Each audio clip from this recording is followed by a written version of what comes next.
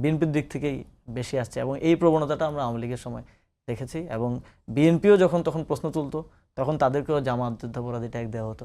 তো এখন একই জিনিস, এই যে একটু আগে যেটা বললাম যে বিএনপি দিনে দিনে আওয়ামী লীগের রাজনীতিটাকেই ধারণ করছে।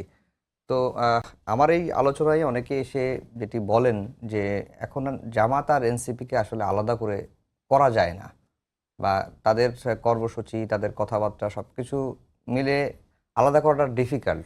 মানে কিভাবে বুঝবো যে জামাতের বক্তব্য এটা, এনসিপির বক্তব্য এটা?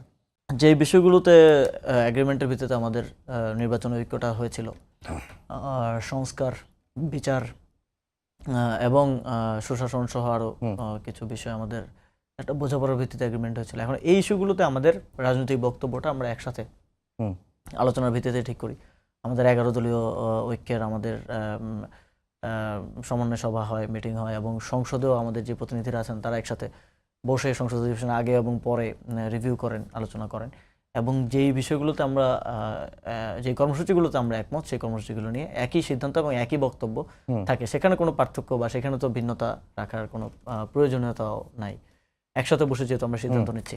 কিন্তু রাজনৈতিক ক্যারেক্টারের দিক থেকে যদি আপনি দেখেন যে এনসিপি একটা মধ্যমপন্থী লিবারেল ডেমোক্রেটিক এবং ন্যাশনালিস্ট পার্টি এবং সেখানে আমাদের রাজনৈতিক বক্তব্য সেটাই আছে এবং আমাদের নারীদের বিষয়ে রাজনৈতিক বক্তব্য, অ্যাক্রস কমিউনিটিজ আমরা কিভাবে ভাবি, কিভাবে চিন্তা করি এবং আমাদের পার্টির মধ্যে যে ইনক্লুসিভিটি, এই ফিচারগুলো কিন্তু আমরা রক্ষা করে চলছি এবং আমরা আমাদের আদর্শগত জায়গা থেকে তো আমার মনে হয় আরও যে আমাদের যে আদর্শিক জায়গা, আমরা একটা মধ্যমপন্থী রাজনৈতিক দল, আমরা ন্যাশনালিজমের কথা বলি, আমরা নিজেদেরকে সেন্টারে পজিশন করি, সেন্টারটা রাইট লেফট এটা টিল্ট করে।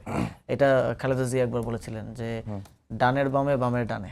তো আমরা অনেকটা এরকম। তো আমি তো দেখছি যে আদর্শিক দিক থেকে আমাদের মানে মিলটা আছে বেশি বিএনপির সাথে জামাতের থেকেও, যদি আদর্শিকভাবে আমি এনসিপিকে পজিশন করতে চাই।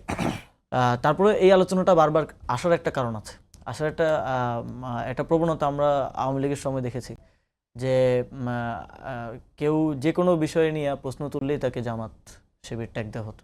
আমরা ক্যাম্পাসে স্টুডেন্ট পলিটিক্সের সাথে ছিলাম, অ্যাক্টিভিজমে ছিলাম, কাউকে নির্যাতন করা হচ্ছে, আমি ফেসবুকে একটা পোস্ট লিখেছি বা কোথাও একটা বক্তব্য দিয়েছি, এর বিরুদ্ধে আমাকে শিবির ট্যাগ করা হতো।